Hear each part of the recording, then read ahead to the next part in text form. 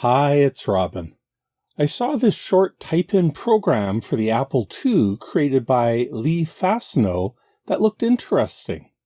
I hadn't played with my Apple IIc for a while, so I thought I'd give it a try. I want to pretend I'm Haywood Floyd sitting on the beach before I go to Jupiter, or something like that. So we're going to type this little program in today, and maybe see if we can improve it. But first, a bit of an explanation. I'll try to find some B-roll footage to show, so you're not just watching me wave my hands around for a few minutes.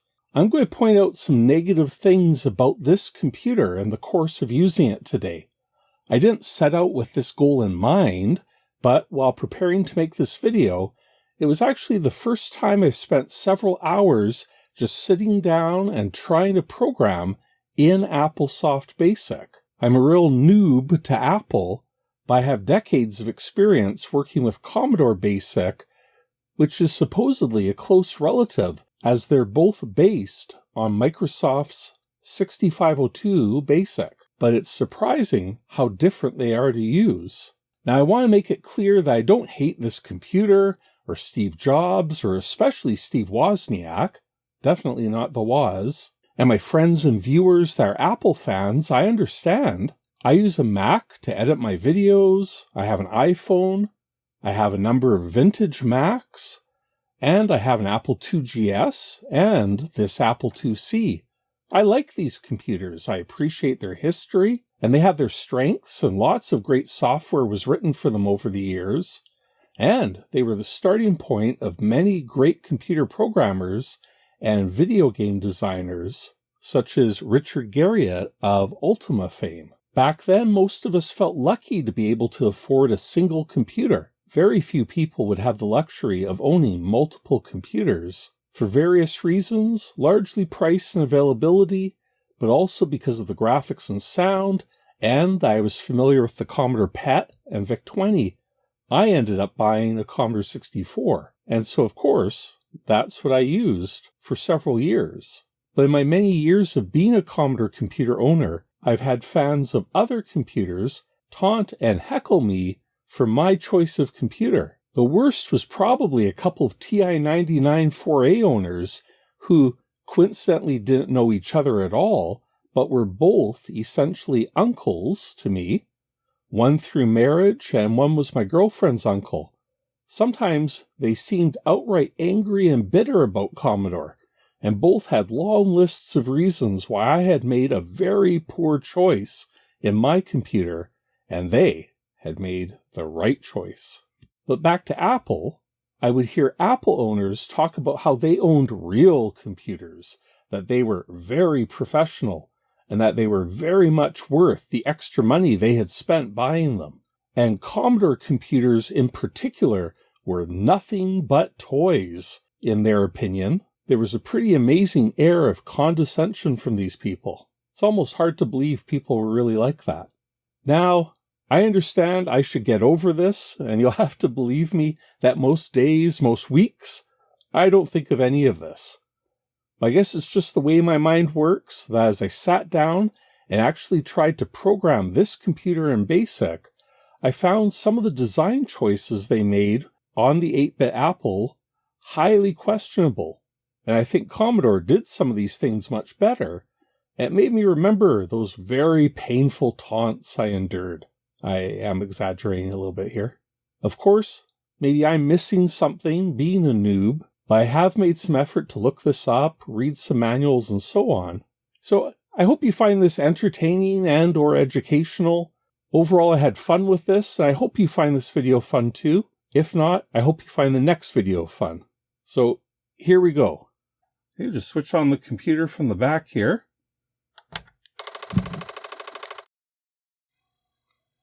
Okay, and the disk drive makes a little bit of noise. Apple IIc, that's this model here, from 1984. And it says on the screen, check disk drive. Check it for what? There's nothing in it. I just want to turn on my computer like any of my Commodores and program it in BASIC. I was sure that this had BASIC and ROM, just like the other computers. From my point of view, it's like this computer's crashed. I don't care about the disk drive. I just want to type in BASIC. Do I really need a disk drive for that? Even pressing reset does nothing. But it turns out what you have to press is Control and reset. Okay, so finally we're at the basic prompt. Yes, it's easy if you know, but it's just this idea of user-friendly computers. They're easy if you know what to do, and if you don't, they're not. Commodore computers get criticized for lack of user-friendliness. Well, at least Commodore computers boot up ready to type. Okay, so let's type in this program. Here we go.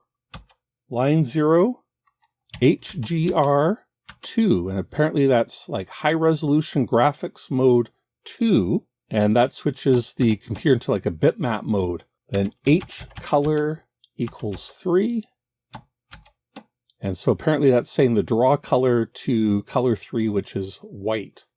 S equals 3, and I think that's like the size of what we're drawing. Y equals 0, it's the Y coordinate. For L equals 0 to 1, and I believe this is like an endless loop, kind of abusing a for next loop, and will eventually provide the exit condition. For X equals 0 to 280, I believe the screen has 280 pixels across, minus S, that size or scale, step S. D equals int, random, number 1. This is apparently the same as Commodore BASIC. Just provide a random number from 0 to 1, non-inclusive. Multiplying that by 2 gives us a number from 0 to 1.999, etc. Z equals Y plus D times S minus 1. D equals negative D times 2 plus 1. Flips it around there. For R equals 0 to S minus 1. H plot. This is a high resolution plot that will set a pixel. H plot X plus R is the X coordinate, and Z is the Y coordinate. Z equals Z plus D. Next, Y equals Y plus S. L equals Y plus S is greater than 191. So that's the exit condition for that L loop much earlier. Next, press return. Okay, so this is a one-liner, but you see how many characters is that? Like 150, 160. Commodore 64 BASIC has a limit of 80 characters per line. So this is much longer. I guess it makes writing one-liners in Apple BASIC a lot easier. All right, let's try running it and we'll see what happens. And there it goes. I didn't want to spoil it too much by, maybe it's like a tiny 10 print program. It looks just like the famous 10 print program that I often show in Commodore BASIC, but instead of doing it with characters, it's doing it with pixels. And just 3 pixels make up each of the lines. Now, if that's going to be obvious that it's glitching out a bit, and I don't know why that's happening. I hope it's not that my Apple is failing, but I think it has more to do with the high-resolution video mode not being really true NTSC, and my capture device is sort of interpreting it differently periodically. I don't know that for sure, though. It could be some sort of clock coming in and out of sync in the computer. Anyway, I think it's really cute looking. I like this little program. 10 print, but high res 10 print. It just looks so much more detailed. But it's slow. So I actually timed it, and it takes 4.5 minutes to fill the screen. Okay, to escape out of the high-res mode, again, it's that control reset to the rescue. Unfortunately, that doesn't reset the computer. Your code is still safe. It just gets back to text mode, and we can list our program, and there it is. Now, this is where we start right into some quirks with Applesoft BASIC that I don't like so much. Well, first of all, I managed to type that whole program in without making a single typo, which kind of amazes me. But check this out. Okay, so if I want to type list, I type lisk. Well, what would you do using this computer? Look at this keyboard. What key would you press to correct that mistake you just made? Well, up in the upper right corner is a key marked delete. And you would think that would delete or do, a backspace or delete the last character. Well, here we go. Yeah, it prints just like a checkerboard square. Actually prints the cursor again and advances.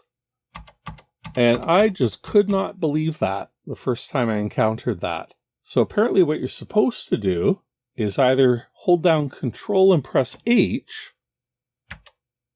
but even then, it does not delete. It's moving the cursor left, but you can't see the cursor even because it's under a cursor shape, I guess. So if we actually cursor right, you can see the cursor, and we can cursor left, and eventually we'll come out into the text. There we go. Now we're flashing, and you can see lisk.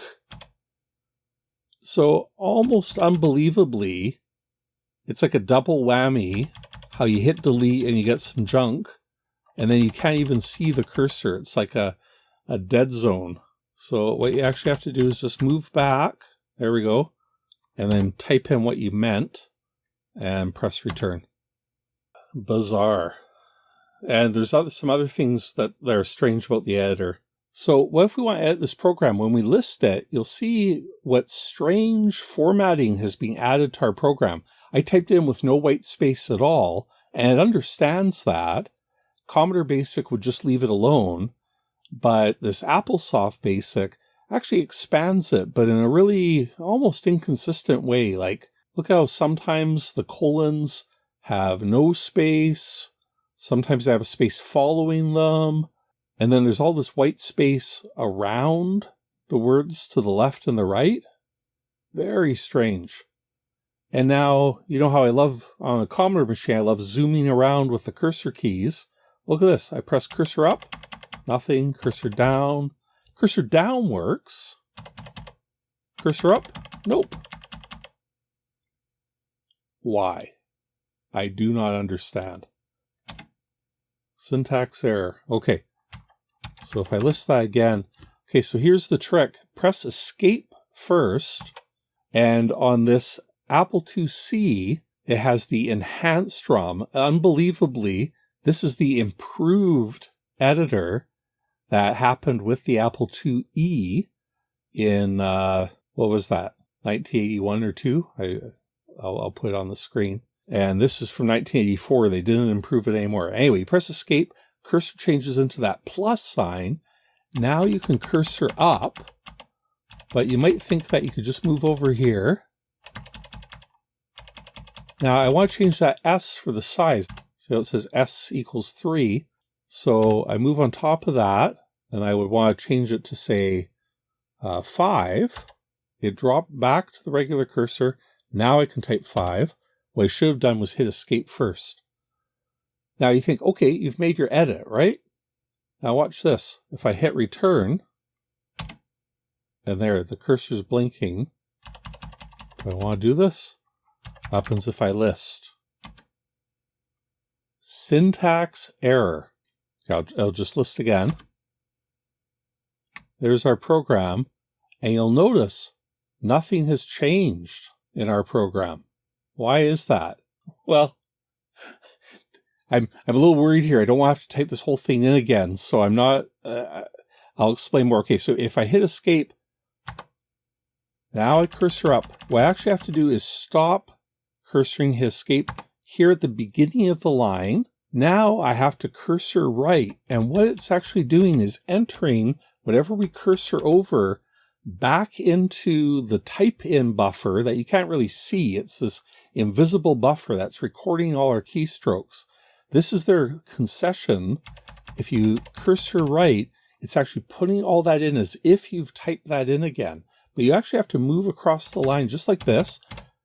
Okay, now we're at this spot. Now I can change it to 5. You still can't press return. Otherwise, just the part we've cursored over will be entered and we'll lose all the rest of that program as if our program ended here. So what we honestly have to do is cursor right over all this. And you can't shortcut down because it's not getting entered in the buffer if you just escape and cursor around over it. So we actually have to do this. Unbelievably. Whoop! What happened? Too long. I think it lost the end of our program. Our program's too long. List. Yeah. So I think the input buffer is somewhere around 256 characters, which makes sense. But what it means is that all that extra white space it adds in counts towards that limit. So our program's too long. Okay, so how do we fix this? Okay, I'm going to try and move up here, escape, and then I'm going to start cursoring along again.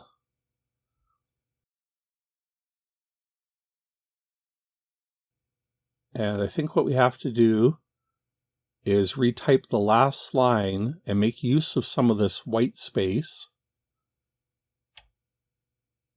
Oh. Maybe we just can't edit this.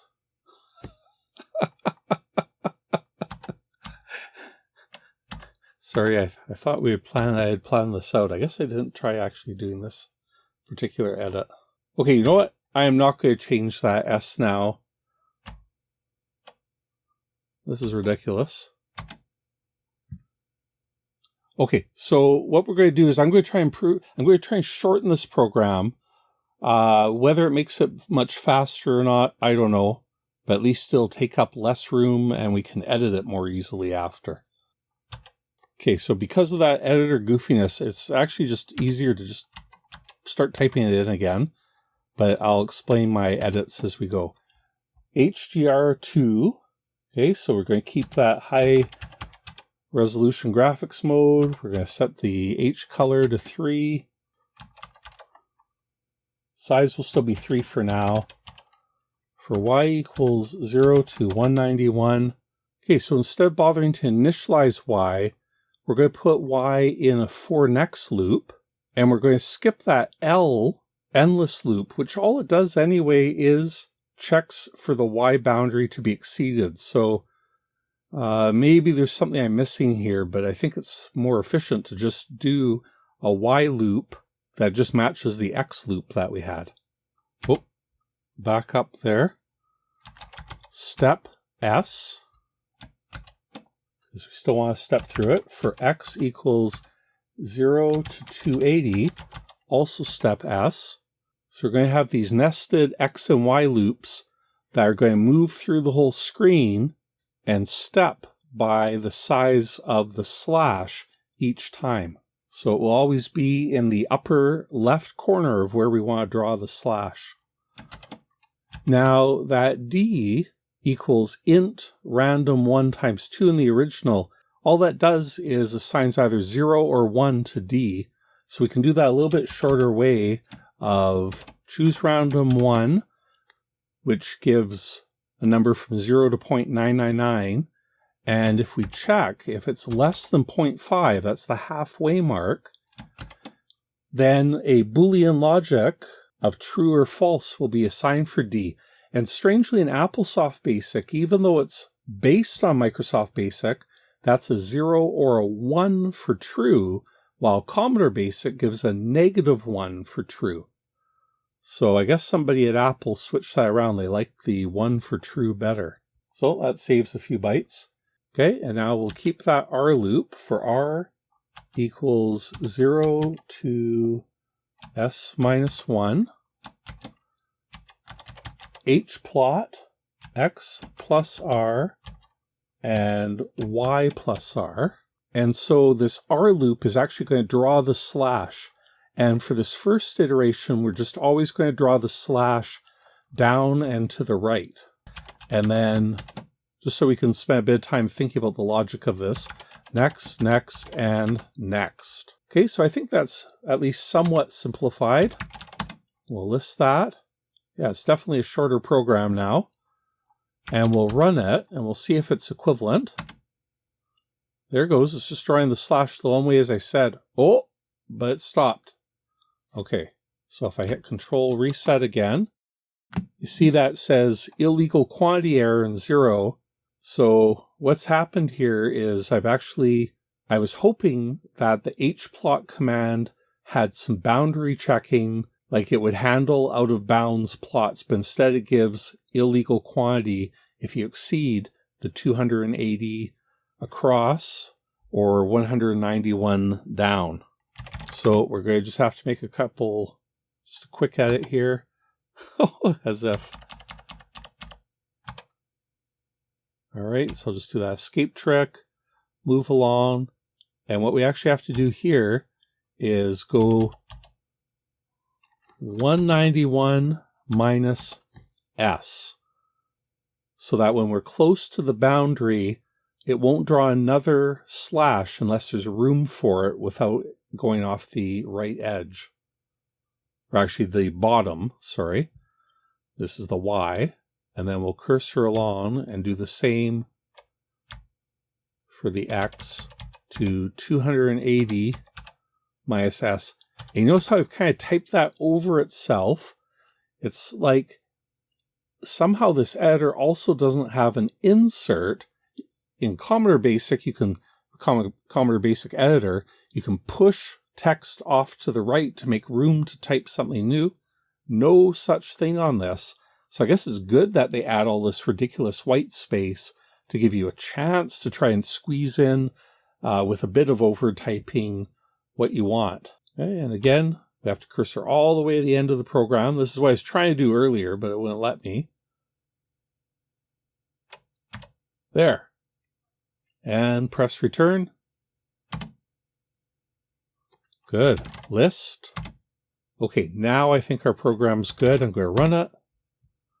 There's the slashes. Is it going to wrap around okay? Yes. Good. Oh, there's that glitching again. Anyway, our program is now working, except for the problem that it only draws the slash one way. So let's fix that. Escape. Move up. I don't think I'm going to regularly make basic hacking program videos for the Apple II. It's kind of unreal.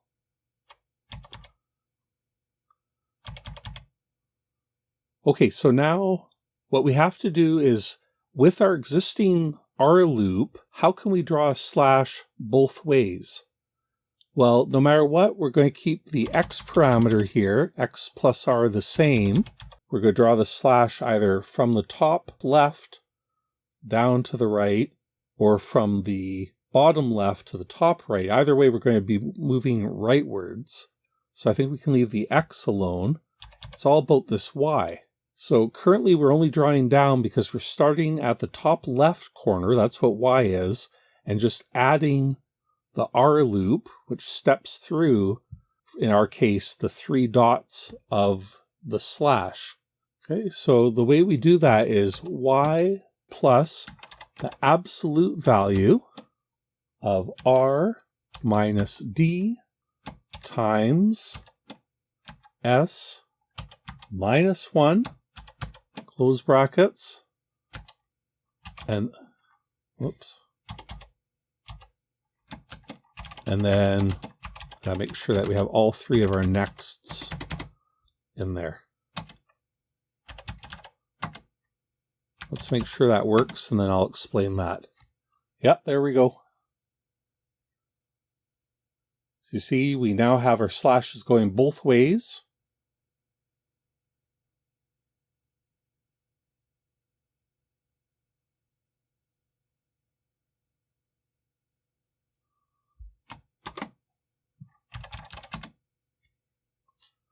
Go into escape mode. So let's explain this. We're still going to start at the Y position. Oh yeah, this plus symbol, there, I can get out of escape mode so we have normal cursor. Oh, what?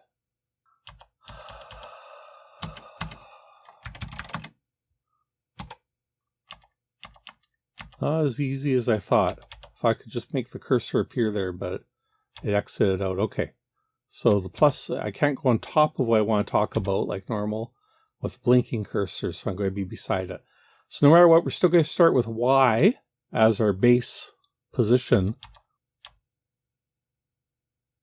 But then what we're going to do is take the R, which counts from 0 to S minus 1 up to the side, so 0, 1, 2. And that's just like before. But we're also going to take D, which is either 0 or 1, depending on which way the slope should go. Wait, have I said that all this time? D equals 0 or 1. That's like the direction of the slope, I think. So if it's 0, then D is going to multiply by this, and you're just going to end up with what you had before. That is Y plus R. No change. If the slope is 0, it's just going to be down to the right. But we want to also have a way of making it go upwards. Well, what we do then, if D is 1, then it's going to multiply S minus 1, which in this case, S is 3, so it'll be 2. 2 times 1 is 2 minus 2. So we're going to be subtracting 2 from our current R each time. So if normally R is 0, 1, 2, right? Can I hit shift return? Oh, I guess that works. Oh no, I probably erased the program. Oh, I bet that entered it as line 0. Am I going to dare to list it? Oh no, it's still okay. Whew. Okay. So normally R goes like 0, 1, 2 inside that loop. Is this making any sense? I'm sorry. But now we're going to be subtracting 2 every time to make the slope go the opposite way. So what is 0 minus 2? Minus 2. What is 1 minus 2? Minus 1. And what is 2 minus 2? 0. So you see, so if R is normally 0, 1, 2, when D is 0, if you make D into 1, the sequence becomes minus 2, minus 1, 0, which is the opposite, except it has negative numbers. So that's where the ABS, absolute value, comes in. It just eliminates the negative signs, and this becomes 2, 1, 0, the complete opposite. Now we'll have this sequence of values added to Y. It'll start down and work up instead of starting up and working down. All right.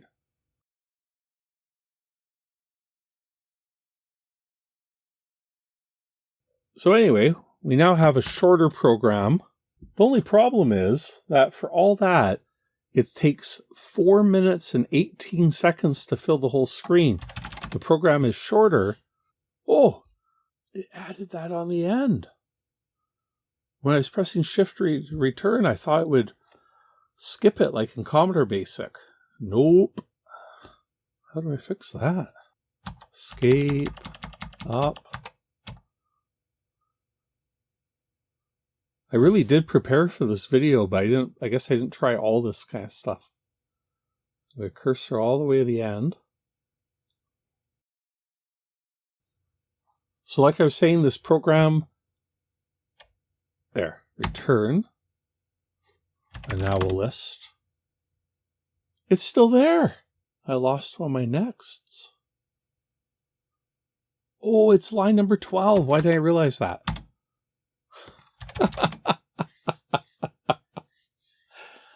Oh. There.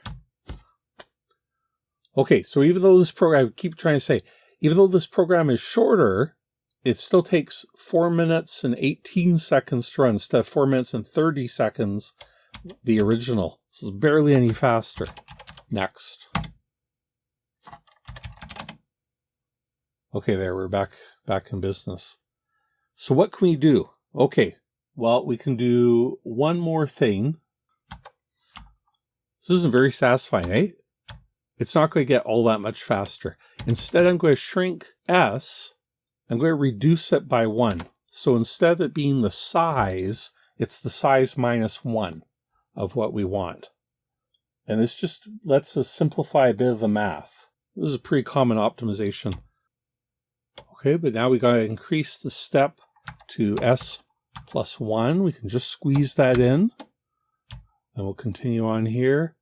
And also this one, step S plus 1. But for some reason, there isn't another space after the colon on this case. So we have to add the colon and the D. Okay, they're good. And now what this lets us do, the for next loop doesn't have to go S minus 1 anymore. It can just go to S, because that minus 1 is already taken care of. And most importantly, we can go here and simplify times S and get rid of the minus 1 and the extra parentheses. Next, next, next. There. Run. Okay, and it is actually noticeably faster. Oh, I could have sworn I included that third next. The reason it stopped was because there's a next missing now. I could have sworn that I moved the cursor past that third next. Anyway, here we go again. See how we've only got 2 nexts now? I don't know if we're at about the line limit here.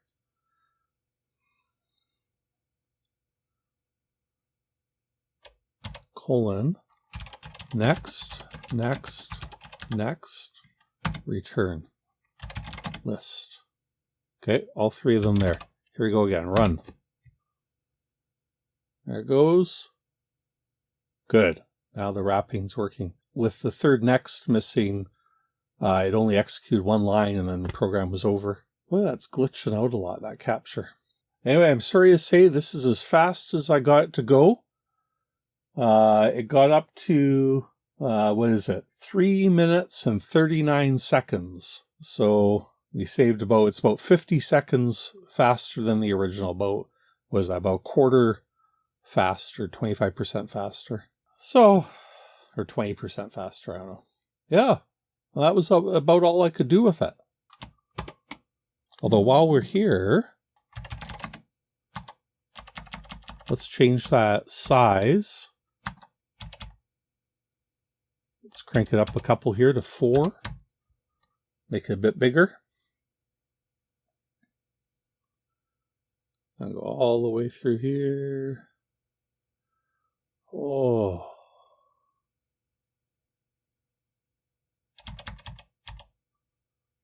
Return. List. Does it still have all or not? Yep, good. Okay, run. There, so it does go quicker when you just do a bigger S, which I guess makes sense. Or if the screen will glitch out as often. No, it's glitching in a different way. I wonder if it could be like when you put these high-resolution pixels next to each other, I wonder if it starts actually producing, I don't know what I'm talking about. Maybe somebody who really understands NTSC video would be able to explain what they think is happening here. Actually, we can do really big here. Let's do something big. Size of 17. And here we go again. I guess one-liners, I know this isn't like totally the regular use case for Applesoft BASIC. Try and make these one-liner programs. If you had shorter lines, maybe the editor would be a little bit less tedious to use. Okay, here we go. There. So that's kind of fun, eh? Huge maze. And of course, it does run a lot faster just because, I guess, as a percentage of the screen, far less is being plotted. It's drawing a lot less pixels to fill the screen.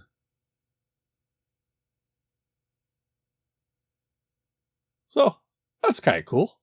Was that worth it?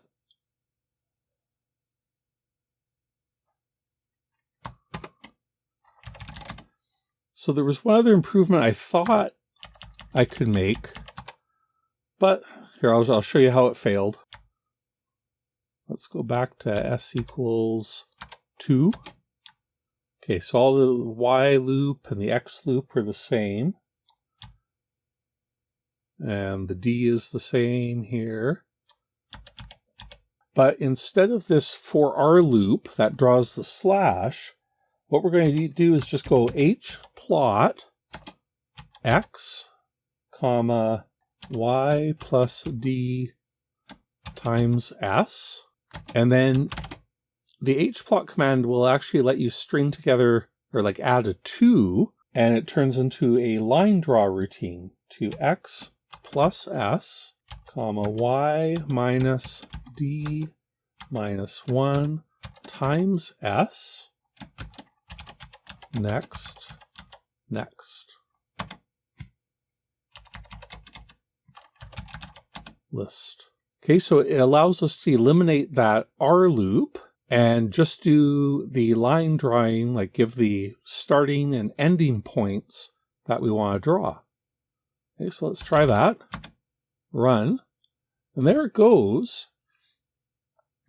And at first glance, it is faster. In fact, I ran a whole loop and it could do the whole screen in just over about 2 minutes and 10 seconds. So it's about twice as fast.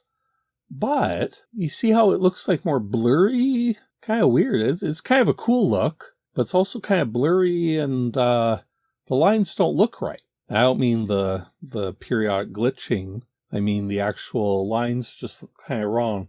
Well, the problem is that this line draw will not make the skinny single pixel lines that we expect it to. And I can demonstrate this with a program just in case. I'm going to try and preserve this. I'm going to change that to line 10 and go all the way through. I just don't have to type that in again if I'm going to use it.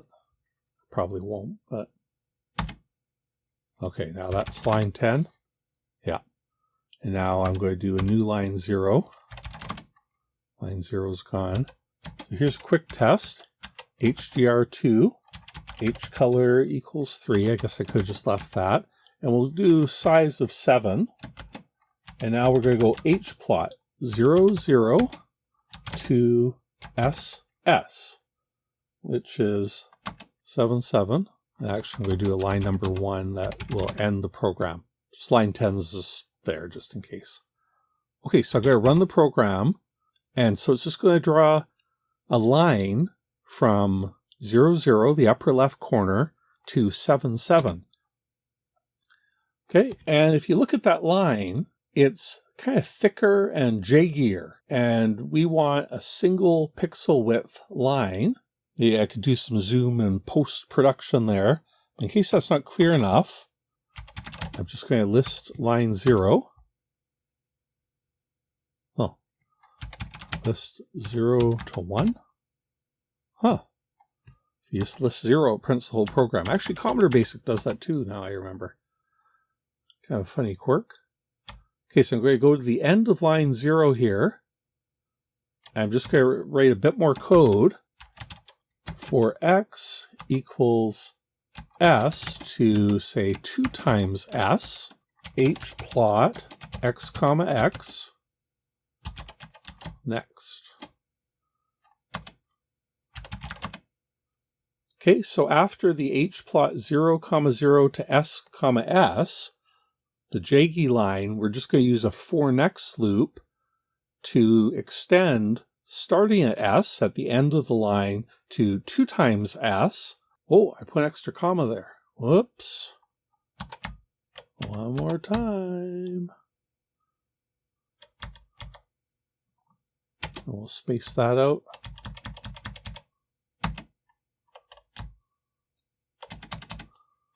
Home list. Okay, so there's our program, and it should draw.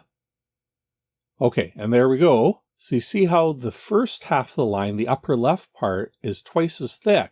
And then our 4 next loop is the nice single pixel thickness that we want. So basically, I don't know if you consider it a bug or not, but even when you're drawing a 45-degree line with this hplot command, it's going to do this zigzag where it goes plots to the right, down, right, down, right, down, even though, you know, we are in a perfect 45-degree angle from 0, 0 to 7, 7, or from 7, 7 to 14, 14. Oh well, but if you could put up with those jaggies, then it does run about twice as quick by using line draw instead of plotting it with a basic loop. Okay. Whew. That was pretty exhausting. I hope I didn't get you down. If that was frustrating, maybe you're frustrated with the Apple editor and not me. Or maybe you are frustrated with me. Sorry if that wasn't as fun as I thought it would be. I did actually have some fun doing some of this hacking and preparing for this video, but it's sometimes hard to know how it's going to turn out in the end. So we didn't manage to optimize it much better. If there is anything I'm really wrong about here, I'm totally missing something. Apparently people will buy like upgrade editor ROMs because Apple never bothered to upgrade their own editor, and like people would actually install a ROM to get a better editor as like a third-party program. Maybe there's some tricks I'm missing out on here. Maybe I've just got the wrong use case. I don't know. Okay, thanks very much to my patrons for their support. Thank you for watching, and we'll talk to you next time. Now for the Commodore 64 videotape training with Commodore's foremost authority, Jim Butterfield. Hello, I'm Jim Butterfield, and I'd like to tell you about the Commodore 64.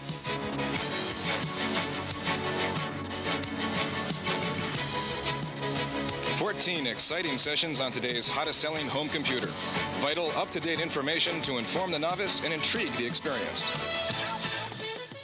Jim Butterfield is an absolute legend, especially here in Ontario, Canada, where he helped found the Toronto Pet Users Group, was the associate editor of Compute Magazine, and was a consultant on TV Ontario's fantastic Bits and Bytes show. I got to meet Jim in person several times at the World of Commodore events in Toronto, and he even traveled down to the Chicago Commodore show I attend every year. He always had great stories to share and was an excellent teacher. He passed away in 2007. When I first saw this training tape, which was transferred from VHS by my friend, the late Sid Bolton of the Personal Computer Museum, I was amazed as I didn't even know it existed. 2 hours of Jim Butterfield explaining and teaching about the new Commodore 64 from 1983. In 2018, I had been thinking about starting this channel for several months, but didn't know how I'd go about presenting things. I really wanted to try and recreate the vibe of Jim's video, this style of presentation, but I ran into some roadblocks right away. I don't have a studio with a set. Like most people on YouTube, I don't have camera operators, a lighting crew, sound engineers, or anything like that. And very obviously, I'm not Jim Butterfield. But I did notice that the C64 training tape had lots of close-ups of equipment and Jim's hands are in the shots, pointing away. And rather than heavily scripting all the dialogue and planning each shot, he's clearly ad-libbing much of it, the way a teacher or professor would give a talk from some notes, rather than an actor reciting lines. I realized maybe this approach would work for me. With my videos, I want to capture what it's like to use these computers, what they look like, what they sound like. If I could capture what they feel like and smell like, I'd do that too. The focus for me is on the machines and the experience of using them, of discovering them. I could try to get myself on camera more, but I find talking at the camera takes a lot more preparation and effort from me. I'm certainly not a natural, and I'd rather put that energy into the other elements of making these videos. Really, I'm interested in the details of how things work and why, not just a higher level overview.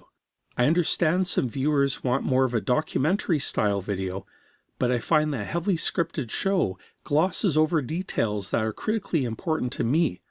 I try to capture those details, but of course still do my best to keep things moving and not dragging.